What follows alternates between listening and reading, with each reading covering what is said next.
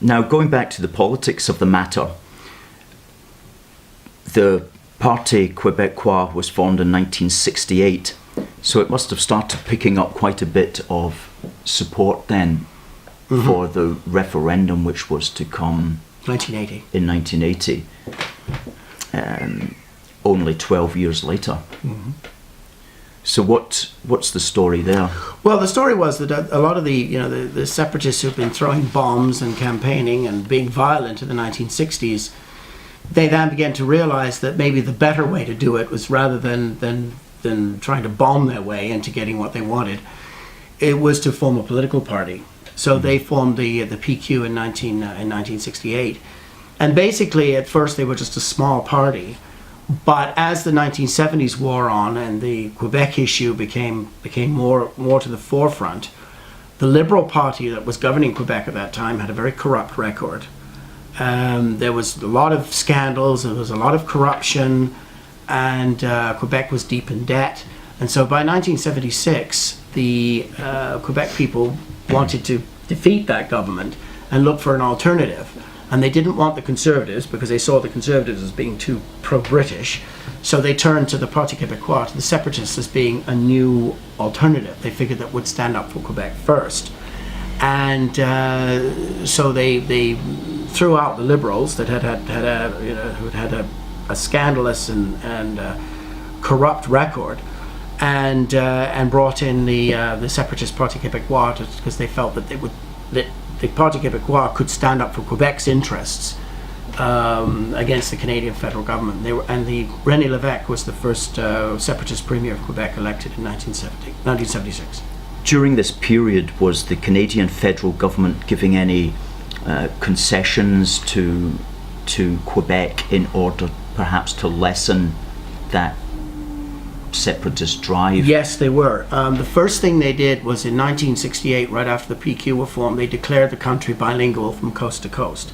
The whole of Canada? The whole of Canada. Up till that point, we had been an English-speaking nation with bilingualism in Quebec only. So basically, we had bilingualism, English and French, in areas where there was a large French population. But the country right across, the rest of Canada is mostly English-speaking, so we were considered an English-speaking nation with bilingualism in Quebec. So in 1968, the government declared that it would now be bilingual from coast to coast. And all French services would now be available by the federal government in every province. And also in the same time, they also took the words royal out of the Royal Canadian Navy and Royal Canadian Air Force. The term royal was removed, and all the uniforms were changed from British-style uniforms to American-style uniforms, because they felt that Quebecers would be happy to serve in uniforms that didn't look so British. So that was the first concessions that they did. Right. That was reversed later on. I'll come to that later. Okay, good. So how did the 1980 referendum come about? Was it a mandate that the PQ, the Parti Quebecois, had in their manifesto, and they were elected as a majority provincial government, and so they decided that they would demand a referendum? Or was it a concession given by the federal government?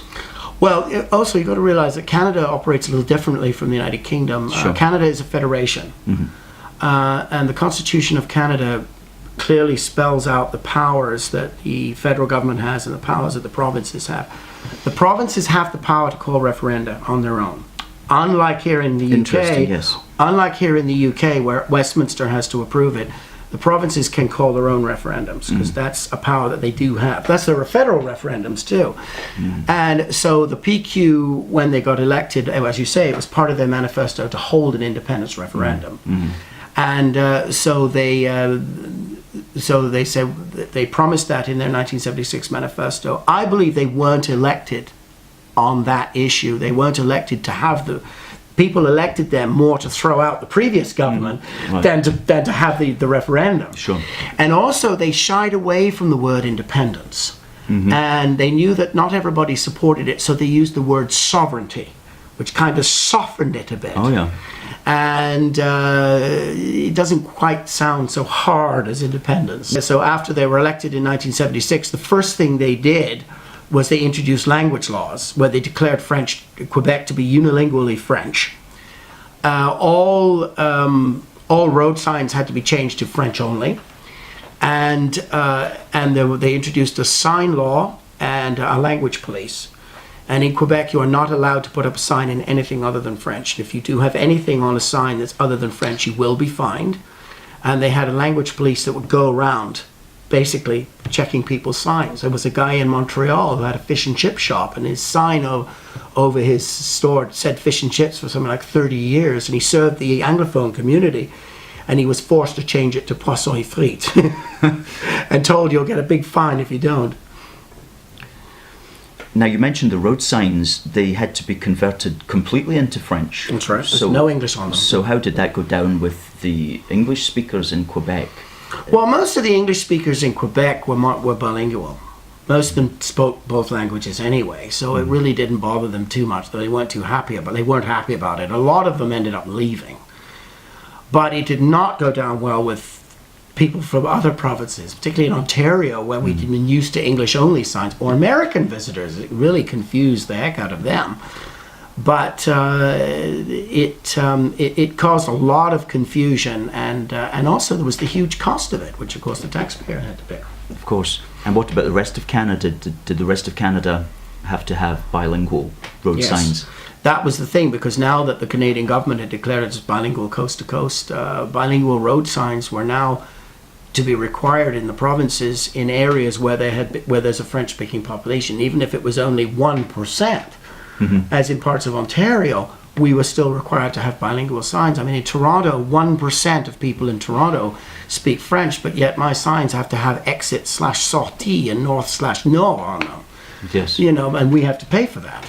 Yes. And that did not go down too well with people. Well, the road signs question is interesting because here in Scotland, we've had the Scotland Act 2016 passed by the British government, and that passes control over road signs to Holyrood, which is essentially to say to the SNP. And the SNP, like the PQ, have a cultural agenda to change people's understanding of the culture in which they live. And road signs are an extremely powerful propaganda element if you use them, because everybody sees them every day, whether you're walking down the street, whether you're cycling, whether you're driving, whether you're sitting in a bus. They're very visible propaganda signs. So control over road signs is a very powerful cultural tool that politicians can use. And it seems to me that many of our politicians in this country don't see that. They think, road signs is just a little thing that we can pass to Holyrood and that will keep the SNP happy. They don't see the cultural danger of that and the ability that the SNP can have to actually change our reality around us, what we actually see. And I can imagine that this would have changed a lot of people in Canada to thinking away from their British heritage and then starting to see themselves as almost French, even though they were actually of British extraction. It would confuse people's sense of identity, and the only beneficiaries really would be the French. Well, another thing also, they brought in what was called French immersion in English-speaking provinces, where in the schools, in primary schools, they offered a program where children would be immersed entirely in French. And they were told, you will grow. It's not mandatory for everybody. It's an optional thing for if people want it. It's an optional program where they are taught exclusively and this is in Ontario. They're taught. It's an optional program called French immersion, where children can be taught exclusively in French and have one lesson in English a day. So the parents believe, well, they'll get a better job if they speak both languages, so they'll grow up bilingual. Now, the silly thing about it is that in Ontario, that's only maybe you might need. And the thing is, in Ontario, in the civil service, good English was all that was required. Now they require you to be bilingual. And the fact is that 95% of the Ontario population speaks English. They've created this unnecessary need for French outside Quebec. Yeah. And it's a huge cost. It's totally unnecessary. And the language of business is English. I've grown up in Ontario, And I've never needed to use French. I've always done business. I don't really, I don't have a government job, but I've always used English in business. And not only that, our biggest trading partner is the United States, and everything's done in English. And when they come into Quebec, it drove away American tourism. And I think there's been a backlash against it in many parts of English-speaking of Anglophone Canada. I mean, everything was fine. And the problem is what the government's been doing is playing up to the separatists in Quebec, but downplaying our British heritage. And in a way, that backfired in the long term because it's caused a resentment in English-speaking Canada. And that's what caused, with the drive for separatism in Quebec and the backlash feeling in Anglophone Canada, that kind of drove the wedge apart, which led to the separations issue getting worse as we got into the 1980s and 90s. Yes. So the 1980 referendum, it was won by the no side won. The pro-British side. Now that was won by the no side 60-40. And I remember then that there were people from all over Anglophone Canada who actually held a huge unity rally in Montreal. They went to Montreal waving Canadian flags and saying, please, Quebec, don't separate. We don't want our country falling apart. And and there was this great appeal to Quebec not to separate. And also the Anglophone people in Quebec, Quebec is 14% English speaking. They live in Montreal area. And also recent immigrants who are glad to live in Canada tended to be voted no.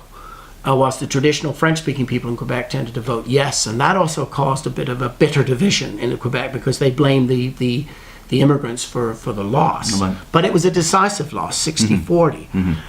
Then what happened was after that, in 1982, until that point, the Canadian Constitution, the British North America Act, was controlled by the British government. It was something that we had never bothered to bring back to Canada because we couldn't agree on an amending formula.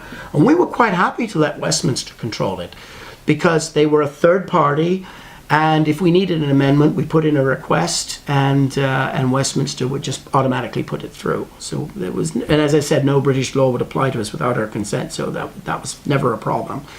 So the one thing that the Prime Minister decided at that time was it's time to transfer the Constitution to Ottawa and to the Canadian government. And so in 1982, the British Parliament passed the Canada Act and terminated their control over the Canadian Constitution and transferred it to the Canadian government and passed a law stating that no British law will now apply to Canada. So in a sense, that completed our independence in 1982. But then the danger was once the Canadian Constitution was transferred to the Canadian government, it was then enshrined that Quebec would be unilingually unilingually French. So in the new Canadian Constitution, it clearly states that Quebec is unilingually French.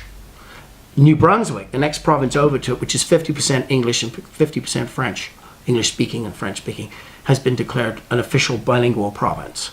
And all the other provinces are still officially unilingually English, and then of course bilingual at the federal level. But the thing is that, and the Charter of Rights and the Canadian Constitution officially recognize Quebec. They call Quebec a nation and a unilingually French state within Canada. So in other words, that's another big concession to the separatists. Yes. And then that was followed by a constitution. But the thing is, when the new constitution was introduced, all provinces except Quebec signed it. Quebec refused to sign it because they felt it didn't go far enough. So later on in time, there was a constitutional package was offered to Quebec that to give them more concessions to include them into the constitution, the new constitution. And the referendum was held on that in Quebec, which was then rejected because it didn't go far enough. A referendum was held in English-speaking Canada, and it was rejected because it went too far. And so you see, now we had a divergence of opinion, and that led to a second referendum in 1995, and in Quebec, separatist referendum in 1995, and the vote was a lot closer. Okay. I mean, the no side won, but only by 50.58%. I mean, we're looking at just 50.5%. So it was a hairbreadth of winning. Yes. But at this time, they and also Quebec, this time they restyled it. Instead of calling it sovereignty, they called it sovereignty association, which what they meant was independence with economic association. So we'll have political independence and we'll have economic association at the same time. Like kind of have your cake and eat it too. Exactly. Exactly. Yeah. And it was kind of confusing. A lot of people didn't quite know what it meant, but it caused a much closer vote. Interesting. And in 1995. But the one thing I must mention is that while all this was going on, the economic effects in Quebec were devastating. You saw a lot of English-speaking business people in Quebec were left. You saw a lot of businesses pack up and leave. 2 major banks, including the Bank of Montreal, moved to Toronto. I mean, the Bank of Montreal is now in Toronto, which is in Ontario. And the fact that Montreal went from being the economic hub of Canada, and now it's Toronto, and the West. So Quebec saw massive job losses, saw loss of business, loss of competitiveness, plus also the native tribes in the north. That's all Crown land, and they sided with staying in Canada because their treaties are with the Crown. So it was created a great deal of risk, a great deal of uncertainty, and investment just disappeared and was going into Ontario instead. And this led to the political demise of the Separatists. They were finally defeated in 2008. Now that's very recently, but they were finally defeated. And then what's happened is, since the Liberals came back in, now the language laws are still in place, but because they don't have a separatist government, they have a government now that welcomes being part of Canada, right, and wants to sign the Constitution. Now you're starting to get investment is slowly starting to come back. Interesting. And it's starting to gradually pick up and become more prosperous. There's now manufacturing in Quebec again. And also at the same time, English-speaking Canada punished the federal Liberals for giving so much concessions to Quebec and voted in a Conservative government in 2003. And one of the things that the Conservative government did was very much in favor of the British heritage and started to reinstate a lot of the royal traditions that had been taken out in the 1960s, like the Royal Canadian Navy and the Royal Canadian Air Force was restored. British-style uniforms in the armed forces was restored. Flying the Union flag with the Canadian flag on designated days was restored. The Queen's portrait went back up in all government offices. And that government lasted until 2015. Right. And it was just defeated last year, but that was on economic issues. Right. And now we have a Liberal government again, but the Liberal government has expressed profound loyalty to the Crown, to the Queen, and they have even voted that they will retain, that the monarchy must be retained. And the Quebec situation has really calmed down, and young Quebecers now today realize that if they want jobs in their economic future, it's better off in Canada. Right. Right. Well, that's good to hear. Do you think that the PQ lost simply because they had just run their course, that they'd just become old and tired and had nothing new to say? Well, I would say it was referendum fatigue is the term we use. People just got fed up with hearing the same thing over and over and over again. All they talked about was separation, sovereignty. We'll have another referendum. They'd even talked when they were finally defeated in 2008, they were talking about a third referendum. Oh, yes. They got re-elected. Oh, yes. People said, we've been through it twice already, not again. Yes. And I think people just got fed up. Plus with all the economic uncertainty, and I think the separatist issue had been around 40 years, and I think it was finished. Run its course. And people had moved on. Yes, what you're saying there about the obsession with referendums is something that people who live here in Scotland will definitely understand, because the SNP does all of that. All of that. I might remind you that the Parti Quebecois and the SNP are very close friends. They've been talking to each other. In fact, the Parti Quebecois said to the SNP, we'll help you how to put together a referendum. Oh, yes. Have a nice, long, confusing question, but then, of course, the Electoral Commission here in Britain said, no, you must have a clear question. And also, the Canadian government, right after the second referendum, passed the Clarity Act. Can you just explain for us what exactly that is? Well, it was an act that put the federal government, that's the government of Canada, in the driving seat when negotiating in case the Separatists would win a referendum. And what it does is it basically states that if the Separatists were to win, they would have to get 50% plus one of the eligible vote, not just those people who had actually turned out to vote. Right. Plus, it also laid down the conditions for negotiation for separation of Quebec with the federal government. So that way, the federal government would be in the driving seat for any negotiations, and they can lay down the conditions for any type of separation.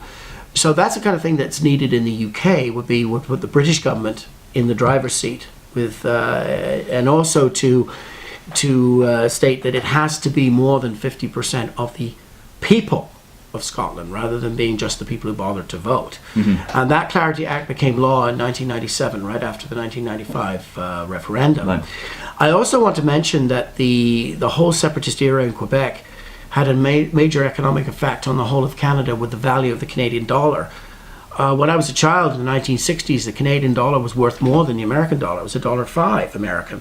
But after the separatists came to power, it dropped down to around 75 cents American, and remained there. And then when the separatists were finally out in Quebec, the Canadian dollar climbed back up again. And so it had an effect on the whole Canadian economy because it created that degree of uncertainty. But of course, it also created the worst conditions in Quebec itself. And also Quebec became because it had lost a lot of business, it became heavily reliant on what we call federal transfer payments. When the federal government collects tax money from all the provinces, it then delves it out to all the provinces, and the poorer ones get more of a transfer payment and the richer ones get less. Mm-hmm. Quebec was actually collecting the highest until very recently, because its economy was so devastated by all the uncertainty from separatism. Mm-hmm. And another thing I want to mention also is that we have a new generation growing up in Quebec. Mm-hmm. The hardcore separatism was more in the 1960s, 70s type of generation. Right. A new generation today realizes now that the federal government offers bilingual services right across the country. Mm-hmm. So that if they speak French, and a lot of French-speaking Quebecers also speak English as well, that they can go to other parts of Canada and they can apply for jobs. Right. And so therefore the younger generation are not so much interested in it. The passion for separation really has kind of faded with the next generation. Mm-hmm. But it took 30 years to come to that point. Yes, yes. If you were advising the British government today on how to deal with the threat of separatism, based upon your knowledge and experience in Canada, what would be the sort of things that you would point out to them? Well, the first thing they need to do is there are no more concessions to the separatists, because every time you concede to them, it doesn't quiet them down, it strengthens them. Yes. And I mean, look at it, we've had 2 referenda in Quebec. The first one was 1980, all kinds of concessions. 1995, there's another one. The vote was even closer. Yes. Plus, it caused a resentment in English-speaking Canada, so it further divided, not only inflamed separatism in Quebec, but it also caused a backlash in English-speaking Canada. Yes. So as you conceded more to the Scottish nationalists, you're going to cause a resentment in England, which is in Wales, which is going to split the country even more. Yes. So I would stop the concessions. Mm-hmm. The second thing they need to do is they need to emphasize Britishness. They need to push, the British government needs to start funding job creation projects and infrastructure projects in Scotland, and put a sign on it saying this has been funded by the UK government. They must need to be seen that they care about Scotland and they're investing in Scotland. Yes, yes. And the third thing is they need something similar to our Clarity Act. And our last Prime Minister, Stephen Harper, who was in power until last year, actually mentioned to David Cameron that something like the Clarity Act should be adopted in the UK, where that puts the British government in the driving seat. Well, actually, they already are, because it's not a confederation; it's a unitary state. Yes. But basically states that if that separation in Scotland cannot happen unless it's more than 50% of the people actually vote for it, and at least. At the very least, you could even go 60%. Yes. I mean, I would think that more than 60% would be better. It has to be a clear majority. Yes. 50% plus one is just not enough, as far as I'm concerned. No. So I would go with a 2/3 majority, but pass a Clarity Act similar to the one we have, so that the strength of it and the control over it isn't with the British government. Yes. Yes, I think that that British element needs to be emphasised as well, because we are a unitary state, and breaking up the country, Britain, is as much of a concern for the English, Welsh and Northern Irish as it is for the Scottish. The Scottish unilaterally, and this is something that our organisation, A Force for Good, is very strong on, we Scots don't have the right to unilaterally break up Britain because it belongs to us all. So we all have to have some sort of say in it, and we have that say through our elected representatives in the British Parliament. So as a unitary state, the British Parliament has an absolute moral right to have the final say on whether or not there should be a referendum, because, as you say, we're not a federal state. Scotland does not have the right to unilaterally call a referendum, much as Nicola Sturgeon would like to pretend and would like to confuse people who don't know otherwise, who imagine that we do. We are a unitary state, and that wider British element definitely needs to be emphasised all the time by our politicians, our unionist politicians here in Scotland. Hitherto, we've not been hearing that proper constitutional argument being made, but it definitely does start to need to be made, and we're going to be speaking about that in our next broadcast next week. I want to mention one more thing. I also strongly recommend against Britain becoming a federation. Yes. The simple reason you be in the situation we be in, we're a confederation where Quebec has the right to call its own referenda, and the question they used was about a paragraph long and extremely confusing. Yes. The one thing the Clarity Act does clearly state is a referendum must have clear, concise wording. But if Britain were to become a federation, I think that would just be basically handing power to the Separatists. I think that would be a big mistake. It'd be far better to keep it a unitary state and avoid the situation we've been through. Yes, and it would only require another thing like Brexit, where Scotland voted differently from the rest of the United Kingdom, for the SNP to say, well, that's it, we're going to go our separate ways. And if we were a federation, it would be so much easier for them to do that. They can't do it at the moment because we are still a unitary state. That's why we're still being held together, regardless of the fact that Northern Ireland and Scotland voted differently from Wales and England. And the point is that, I mean, the reason why the Clarity Act was needed in Canada is simply because we are a federation, a confederation, and Quebec has the right to do that. So this was kind of a way of making it a lot clearer. But in the UK, you do have that extra strength of the fact of not being a confederation, of the fact that the British government has the final say over referendum. They must never give that up. That's right. There's so much to be said about the referendum in 2014 and the extent to which so many powers were given to the SNP to set the actual agenda, not only over the question itself, but who the franchise was to be, and the date of the election, and the wording of the question. Everything was given to the SNP by the coalition government at the time, particularly by Michael Moore, who was the Scottish Secretary, and David Cameron signing off on all of that. James, thanks very much for this. It's been very educational from the start of how Canada began to where Canada is today. So we do appreciate you coming to our studio here at A Force for Good Broadcasting. And before we go, tell us about your website. What's the address of it and what's it about?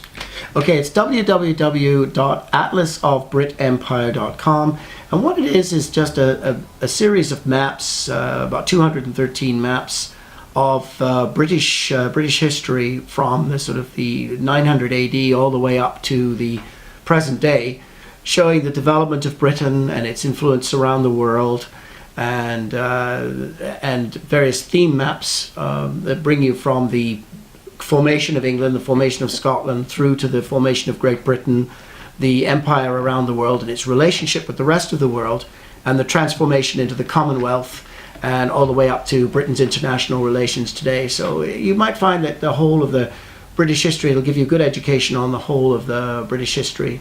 Also, the maps are available on CD. There's a link on the website where you can order it. And so that's www.atlasofbritempire.com. Thanks very much. Have you had any interest in Canada on your on your website from schools or universities? Yes, I have. I've had quite a few university professors and high school teachers and high school students who found it most helpful and most educational, and I've had quite a few contact me requesting maps. I had one school here in the UK that was requested a couple of maps to be used in the school when they did a project on Commonwealth Day. Fantastic, fantastic.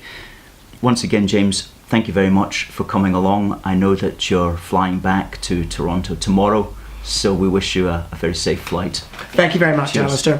Thank You're you. welcome, anytime.